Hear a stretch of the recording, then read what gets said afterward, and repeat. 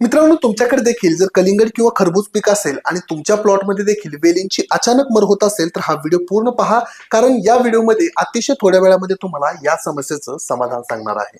यासाठी मी तुम्हाला दोन कॉम्बिनेशन सांगणार आहे. पहिलं कॉम्बिनेशन तुम्ही ब्ल्यू कॉपर, ज्याच्यामध्ये कॉपर ऑक्झीक्लोराइड असतो, ते आपल्याला 500 ग्रॅम घ्यायचं आहे. स्ट्रेप्टोसायक्लिन आपल्याला 15 ते 20 ग्रॅम घ्यायचं आहे. 200 लिटर पाण्याचं 1 एकरला ड्रिपनं सोडून द्यायचं आहे. हा झाला पहिला पर्याय. दुसरा पर्याय तुम्हाला एलियट जवळपास 400 ते 500 ग्रॅम घ्यायचा आहे. सोबतच कासुबी 400 ते 500 मिली घेऊ शकता. याचमध्ये आपल्याला ह्युमिक ऍसिड 500 ग्रॅम 200 लिटर पाण्यासह 1 एकरला ड्रिपनं सोडून द्यायचं आहे. खूप मस्त सोल्युशन आहेत. यापैकी कुठलाही पर्याय तुम्ही त्या ठिकाणी निवडू शकता. पण जर प्लॉटमध्ये सध्या मर नसेल तर तुम्ही सिंपल काय करा, 1 लिटर ट्रायको आणि 1 लिटर सुडो 200 लिटर पाण्यातनं 1 एकरला सोडून द्या. खूप कमी चान्सेस होतात तुमच्या प्लॉटमध्ये मर रोग येण्याचा.